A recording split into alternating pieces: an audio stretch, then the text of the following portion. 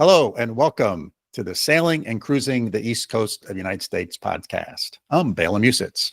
And I'm Mike Wasserman. Hey, this is our podcast about sailing the East Coast of the United States. In some episodes, we focus on passages and destinations. In other episodes, we talk about boats, equipment, and techniques. And when we come across an interesting person, we'll try to get them as a guest on the show. But before we dive into this episode, I need to say a special thank you to our supporters. Several listeners are supporting the podcast using Patreon. If you would like to join them, you can go to patreon.com/sailingtheeast. Bela, what do you have planned for today's episode? Well, Mike, fall is in the air, as they say. The evenings are cool and the daylight is getting shorter. So I thought this would be a good time to sort of recap this past summer's sailing season. What we experienced, what we saw, and what we learned.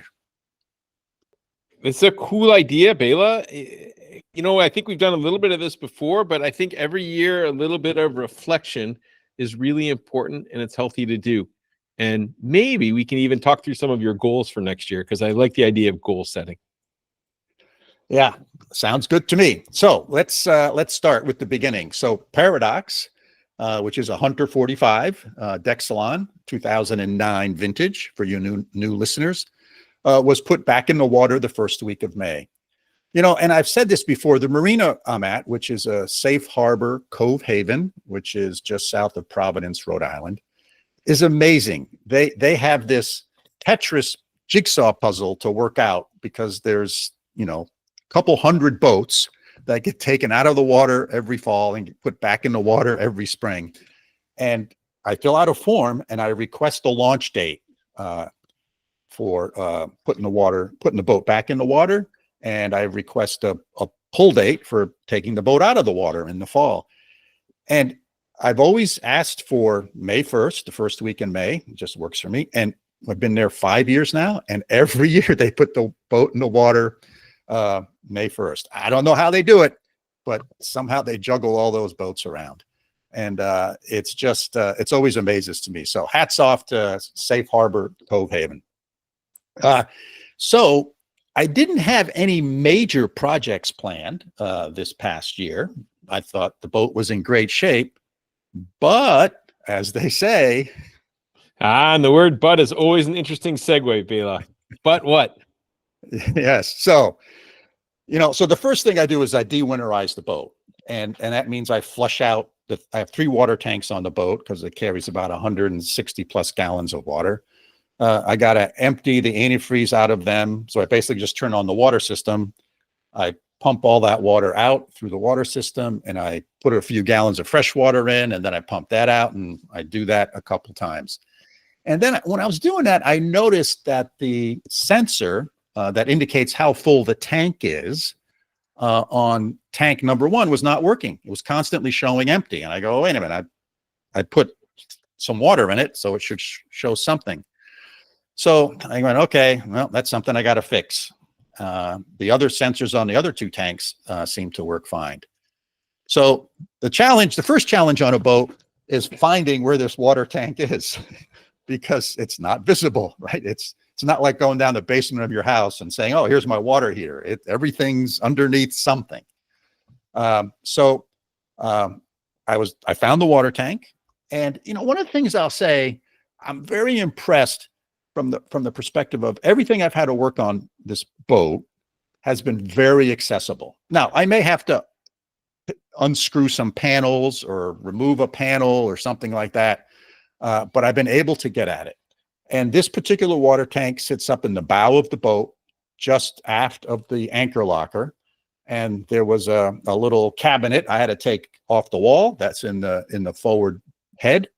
It's like a mirror. I take that medicine cabinet off the wall, and behind it, lo and behold, was the water tank.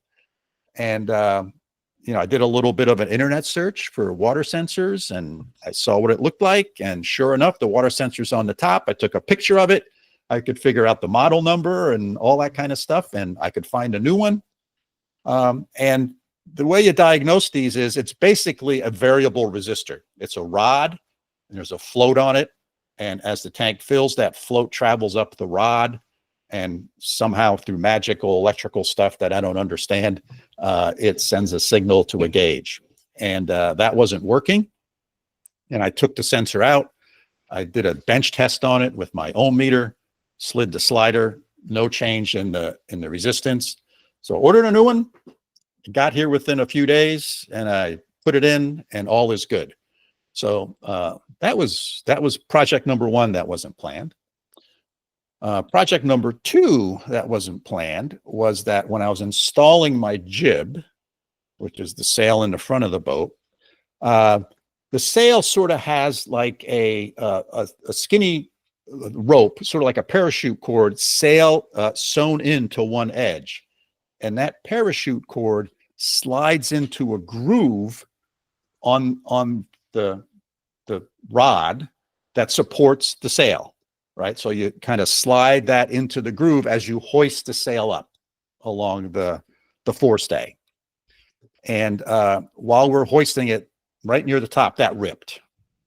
You know, the sails were original sails, so they're 09 vintage, so they're pretty old. And it ripped. So I said, oh boy, what am I going to do now? And I asked around the marina, hey, who do you guys get your sails fixed by? And this one person's name came up a few times, called Thurston's, in a place called Warren, Rhode Island, which was like a 20-minute drive. So I said, okay, time to go to Thurston's. And I packed up the sail and I dropped it off like at 10 o'clock in the morning. And I remember it was a Friday and I was going to be there until Monday. So it's a Friday morning. I'm dropping the sail off. And the person asked me, when do you need it? And I said, well, I'll be here till Monday. So if you can fix it, that's great. I don't expect you to fix it that fast, but I'll probably be back in like a week and a half. They said, okay, great. Like 2 hours later, I get an email message. Your sail's ready. I was like blown away. I couldn't believe it. Right. So they repaired that little thing in the sail, that little cord, and went and picked it up, and the price was reasonable. And so it was just remarkable. So I can't say enough about Thurston's sail repair, canvas and sail repair in Warren. They were fabulous, good customer service. The price was good. And as an aside, which we're going to cover in a later episode, I think I'm going to be ordering some new sails from them. So, you know, based on that little experience with them, which was, you know, $100, I think, to fix it, they're going to get a pretty sizable order for new sails from me. So my hat's off to them. Cool. Love these kind of small business stories. Next question. Did you have your traditional camp paradox that, you know, longtime listeners will know with your granddaughters? Yes, we did. Of course. It's the highlight of the summer. I think certainly for us, for Elaine and I, it's the highlight of the summer. And they're always talking about it and excited. So I have two granddaughters. This year, they're 10 and 8. And for the last 4 years, they've been coming. This is the 4th year. They've been coming to the boat to spend a week with Elaine and I. The first year they did it with their parents, but this is the 3rd year they've done it without their parents. And this year it was scheduled at the end of August. So they live relatively close to us, about 20 minutes away from where our house is. So we went and picked them up and we drove them out to the boat, all 4 of us. And we spent a week on the boat together. So with them, you know, you can sail for a couple hours and they've had enough. So you need to build other things into the day. So one of the things we did is we sailed down to a place called Potter's Cove, which is a nice little protective cove. We dropped the anchor. They can go swimming. You know, then we make lunch on the boat while we're, you know, not at the dock. So that's a big deal for them. And then we sail back to the marina. The other interesting thing is this past year, the marina finally opened. They've been working on it for like a year and a half, but a new pool and a new clubhouse. So very nice facility there now. They've upgraded the showers. They have a laundry facility. They have a big room that you can use for just lounging around. They have a nice new pool with a splash pad for the kids and stuff. They have a little grassy area where you can play cornhole and a big fire pit. So really, really nice. And so the girls always love hanging out at the pool. And they have a cousin. So my other son lives really close to where the boat is, and they have a 3-year-old girl. So, they got to visit their cousin, which is always kind of neat. And then one day we sailed to another safe harbor marina further down the bay called Safe Harbor New England Boat Works. And we got a slip there. So we went to another marina, which was really exciting for them. Go to a new place. They have a nice restaurant there. We had dinner at the restaurant with them. They also have a pool. So we hung out at the pool. And one of my granddaughters really likes sort of walking the docks and looking at other boats. And she always keeps saying, "Hey, Pop, why don't you get this boat? Hey, Pop, I like this boat. Why don't you get that one?" So it was really good. And then for the end of the week, my son and his wife came out. And so all 4 of them, the 2 granddaughters, my son, his wife, and Elaine and I were on the boat, and we had a long weekend on the boat all together. So it was really great. Cool. Love it. Sounds awesome. This to me is, this is before the podcast started, but I remember when you were thinking about investing in this boat, right? And the big reason why you did it was family time. So it's just neat to see this is a big part of your sailing world. So I'm happy that you're doing things like this. But let's look at some of the, maybe the less positive elements of the boat ownership. What about from a maintenance standpoint? Kind of what was on your task list this season? Yeah. So the big thing that's been going on with the boat is, it has a it has a reefing mainsail, which means the mainsail, which is the big sail on the boat, rolls up into the mast, which is really convenient. So if it gets windy, I can roll up half of the sail inside the mast. So that's called reefing your sails. And that makes that really easy. One person can do it, etc. However, there's, as with everything, there's some pluses and minuses to it. Well, one of the minuses is that you're rolling up this big piece of Dacron inside a confined space.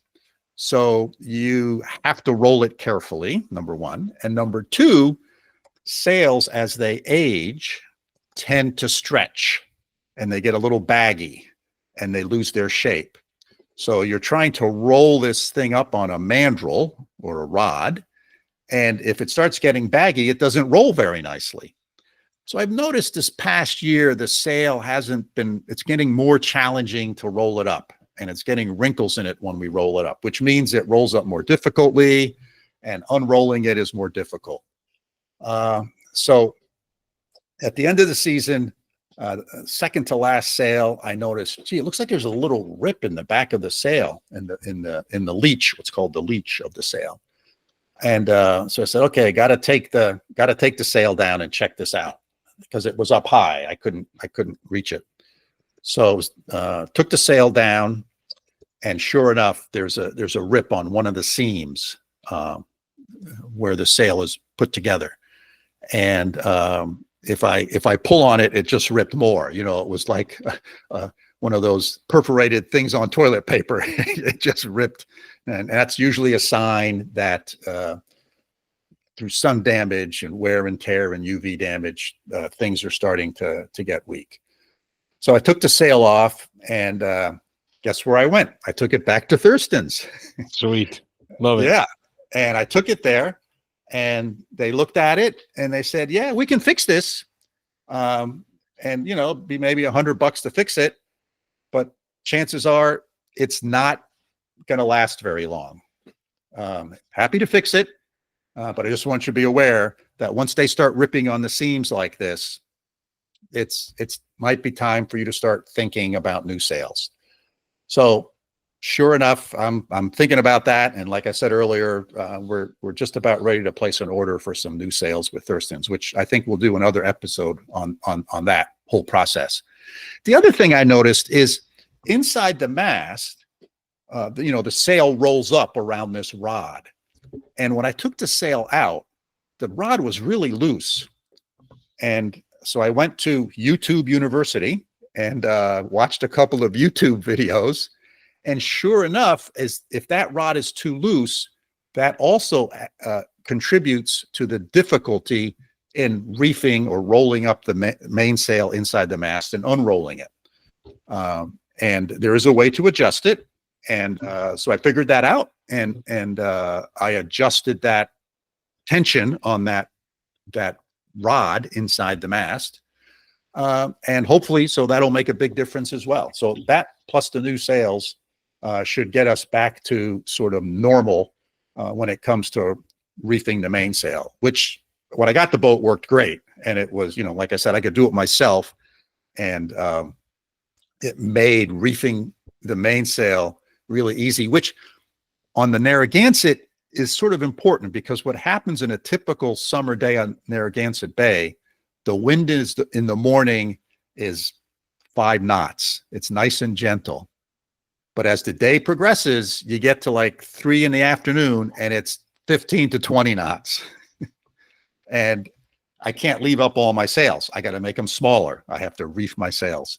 So it's there's other places where the wind is the same all day long, but on the Narragansett, it typically increases with 3 to 4 o'clock kind of max wind, and then the wind starts to die down. So I'm looking, hopefully that problem will be all better next year. Interesting. Love it. All right. Last question from a sailing knowledge and skills standpoint. Is there anything, I remember maybe again, listeners will know a few years ago, you worked on some solo sailing skills, and that was really cool. And we had some episodes about that. Was there anything in this past year that you worked on to kind of polish or hone in terms of existing knowledge and skills, or was there something you learned new this season? Anything there, or was it just kind of pretty status quo? That's a good question, Mike. And I'm sort of embarrassed to say there wasn't anything that I really worked on for this season. I just sort of enjoyed the boat, and I've got, I can dock it and I can take it out myself. I can sail it around myself. So I'm not dependent on having other folks on the boat, although having other people there makes it much easier. And my son and his wife, Andy, the one that lives in Rhode Island, very close to the boat, he and his wife have now they've taken out the boat a bunch of times, and we went sailing a few times, and I just sit back and don't do anything. It's great. Cool. Right. Nice. And they do everything. Yeah. So that's really nice. So I'll have to think this summer, and I have to have a project of something to work on, for some skill to work on for next year. All right. I love it. So I think we can rate this season a big success on all counts, Bela. Healthy, happy, right? Achieving your goals, some good maintenance goals to keep you busy but not overwhelm you. All good. So what do you think? Time to wrap this one up? Yep. Let's wrap it up, Mike. All right, listeners, thanks again for joining us for yet another episode. We hope you found the conversation interesting and thought-provoking today, and kind of a neat wrap-up on another sailing season.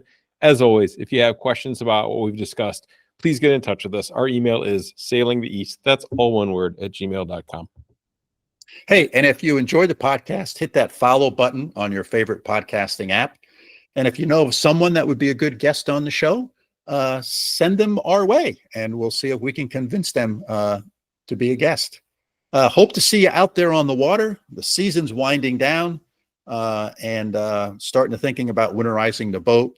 And so maybe I should say, hope to see you out there next season or next summer. Yeah, take care. Exactly. Yep. Sounds great, Bela. And from over here in Münster, Germany, we'll see everybody next time.